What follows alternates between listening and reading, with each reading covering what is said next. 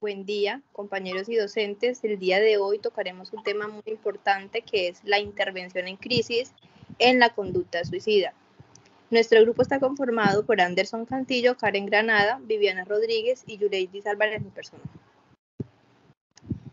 Primero que todo tocaremos o hablaremos más bien de los traumas psicológicos, ya que es un tema muy importante porque los seres humanos en general vivimos experiencias negativas que causan en nosotros estos traumas psicológicos sin excepción de sexo, sin excepción de género, sin excepción de raza.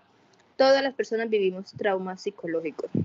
Entonces, esos traumas psicológicos ocasionan unas heridas emocionales en nosotros que marcan un antes y un después. Los traumas psicológicos tienen que ser tratados de forma correcta para evitar de pronto con el tiempo una posible patología que provocaría limitaciones en diferentes ámbitos de la vida de cada uno. Listo, hablaremos ahora sobre las crisis que causan los traumas. Bueno, la crisis es una afectación emocional y conductual que se produce luego de haber tenido un trauma, luego de una experiencia negativa, como lo acabo de decir ahorita.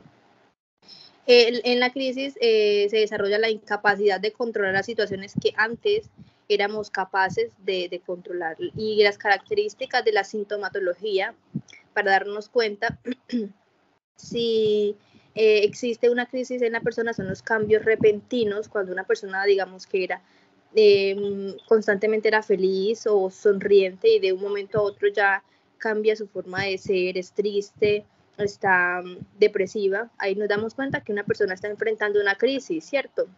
La susceptibilidad ante de pronto un ambiente traumático es la persona bajo un ambiente traumático decide aceptar la ayuda de su entorno, y es aquí cuando de pronto elige la ayuda que de pronto más negativa, en la que afecta más el estado de crisis. Y también la incapacidad de seguir sus actividades como que comúnmente hacía. Una persona que se enfrenta a una crisis de pronto no hace sus actividades normalmente, como estudiar, como trabajar, y menos de pronto atender a su familia como siempre lo hacía, ya que una persona en crisis afecta, digámoslo así, el entorno. Yola, por eso es tan necesario en esos momentos de crisis elaborar pues también los modelos de intervención, desde la psicoterapia, saber intervenir. Entonces por eso está y existe el modelo AFBA. Este modelo, cuyas iniciales significan acoger, focalizar el problema, valorar la gravedad y actuar. Cuando se acoge, lo que se hace durante este momento de intervención es ejercer la acción terapéutica, la cual pues siempre va a ser necesaria desde un primer momento, que es brindar una buena acogida durante este momento de crisis, ya que pues nos va a posibilitar un mayor resultado. Cuando estamos pues también focalizando el problema, es importante identificar cuál es el problema, saber pues qué estamos interviniendo durante esta crisis y manejar también lo que es la confrontación y la clarificación, haciendo que actúe el consciente de este sujeto. Valorar la gravedad también, porque es la intervención en la crisis y debe ser pues inmediata.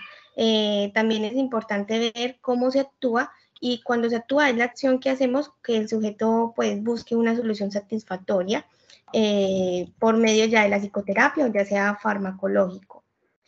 También vemos pues lo que son los modelos categorial y dimensional. En los modelos categorial está lo que es anormal y lo anormal. ¿Qué quiere decir? Lo sano y lo patológico, mediante también una forma cuantitativa, la cual se da o la cual requerimos lo que es recopilar investigaciones, analizar los datos que nos permita pues cómo describir e identificar también los fenómenos psicopatológicos. Al igual también están los síntomas, las cuales son las ideas suicidas, que es cuando ya está una idea y causando la autodestrucción, el gesto suicida, que son las conductas voluntarias, la crisis suicida, que en ese momento es pues cuando el sujeto entra en un estado físico y se ve dominado pues por los impulsos hacia la muerte, la tentativa de suicidio, que es la tentativa de la conducta cuando ya está marcada, pero le surgen pues muchos imprevistos. El suicidio frustrado, que es cuando tiene la intención de causar la muerte, pero también se le presentan muchos imprevistos, y el suicidio consumado, que es cuando pues ya el sujeto se ocasiona su muerte. Acá hay algo importante. Qué pena contigo, Karen, te voy a interrumpir. Por ejemplo, tú hablabas ahorita, cuando estabas exponiendo acerca de los modelos categorial y dimensional, hablabas de la observación de síntomas.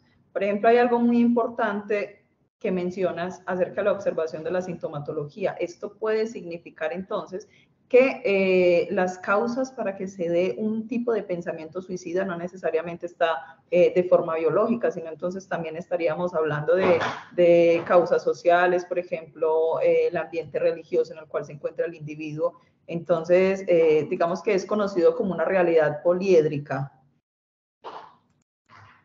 Total. Y también está el modelo dimensional, que giran en torno pues a lo que son sus síntomas y su etiología. Estas se relacionan como lo que son las conductas suicidas en la salud mental, y para ello debe existir una dimensión clínica, una dimensión evolutiva, y ver y analizar en qué contexto actual está pasando este sujeto. Bien lo decía Viviana, el suicidio tiene una amplia gama, tiene diferentes caras, diferentes dimensiones, pero se contempla desde su etiología, porque es importante y fundamental saber cuál es la raíz del suicidio, y por eso es que se dan estas diferentes causas. Bien lo manifestaba, está la causa biológica, que son los que propiamente alteran los neurotransmisores. Las causas psicológicas, que son productos de las situaciones que viven a diario, pero que particularmente se enfocan en esa realidad difícil que quizás no saben asumir de manera cordial. También la causa social, que son esas relaciones personales, pero también familiares o conyugales, que no se desarrollan de una mejor manera. También la causa religiosa o pseudo-religiosa, que se dan normalmente en estos procesos de suicidio, en estas enfermedades mentales de suicidio. Por lo tanto, esta enfermedad de suicidio tiene un amplio panorama, donde se da a relacionar con una serie de comportamientos, ¿sí? Por lo tanto, el suicida, pues obviamente nadie quiere morir, ¿sí? Es una enfermedad que quiere la persona librarse, quiere la persona a ingresar a un cambio, a una regresión, ¿sí? De no poder tener esos sentimientos, sino que pueda asumirlo, pueda asumir esta realidad como un ambiente de paz y tranquilidad.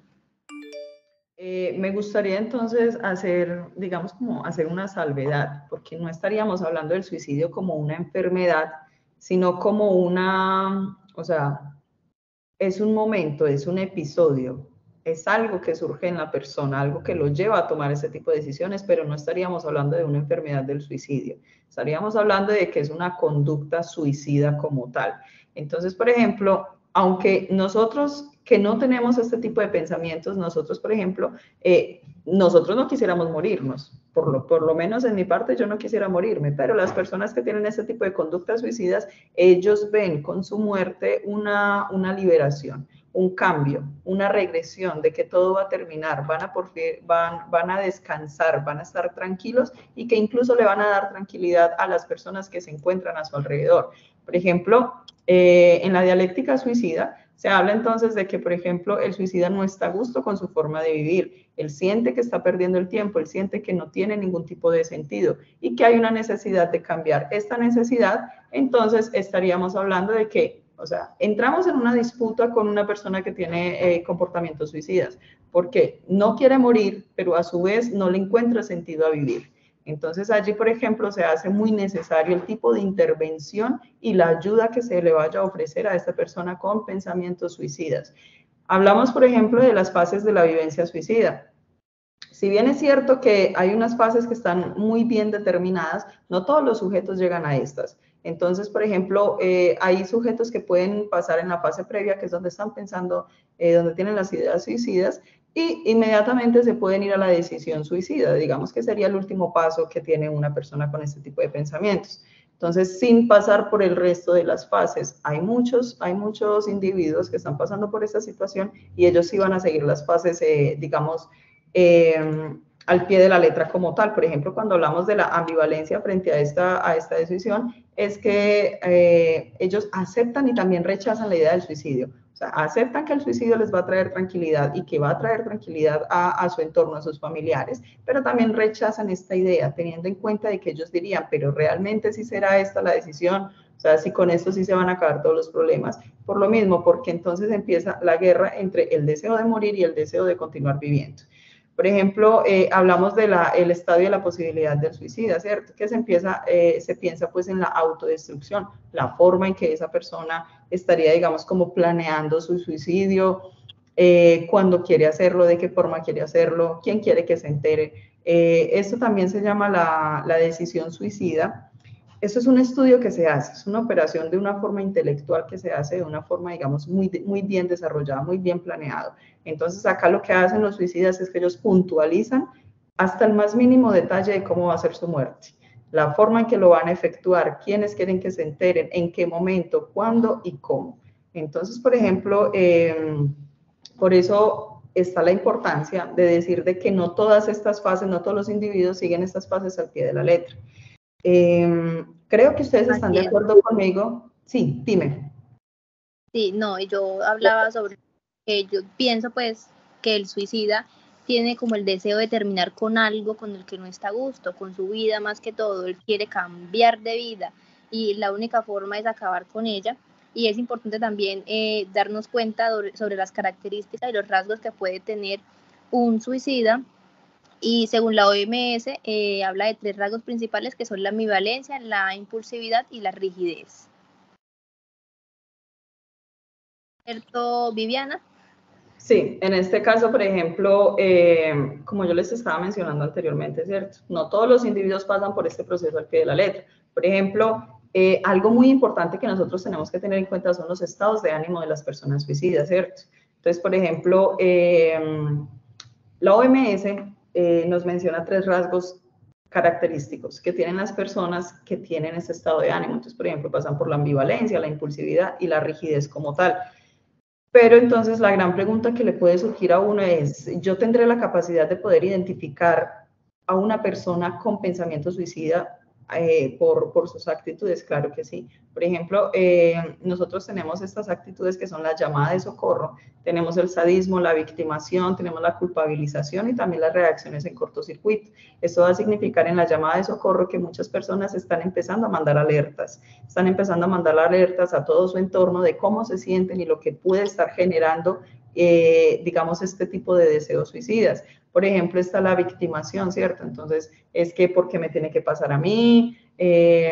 Yo tan buena persona que soy, yo tan buen hijo que soy, ¿cierto? Empiezan como a buscar todo este tipo de agentes externos para entrar en el papel de víctima. También está la culpabilización, es que todo es culpa mía, todo sale mal por culpa mía, entonces si yo me muero, digamos como que todo se va a solucionar, todo se va a resolver y todo el mundo va a descansar. Finalmente están las reacciones en cortocircuito, que son las reacciones que llevan a las personas con pensamientos suicidas a, digamos, a alterarse y a reaccionar de forma agresiva ante situaciones que se le presenten en la vida. Y finalmente ellos vean como la salida a todo este tipo de problemáticas el suicidio como tal. Hay algo importante que no lo quiero dejar pasar y con esto estaríamos terminando, y es, digamos, los errores más frecuentes que se pueden cometer en la intervención de las conductas suicidas. Estamos hablando de las terapeutas. Si bien es cierto que todos los terapeutas deberían estar preparados para intervenir en este tipo de conductas suicidas, no todos cuentan con la capacitación, con las herramientas en el cuidado de la salud mental para poder reaccionar ante una conducta suicida como tal. Por ejemplo, hay errores que son como pasar de largo, la racionalización, angustiarse con el consultante, y está la omnipotencia. Por ejemplo, el pasar de largo es no darle la importancia como tal a este tipo de conducta suicida. Está, por ejemplo, la omnipotencia. Aunque yo sea el terapeuta de este individuo, no significa que yo lo voy a salvar de la muerte. Y muchos adoptan esta posición. Yo no soy omnipotente, yo no te voy a salvar de la muerte, pero te voy a dar las herramientas para que puedas contemplar esta decisión.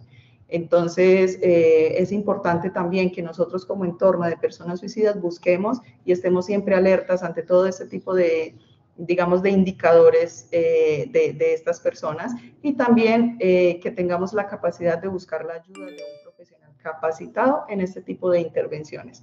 Compañeros, muchas gracias por su tiempo. Profesora, un cordial saludo.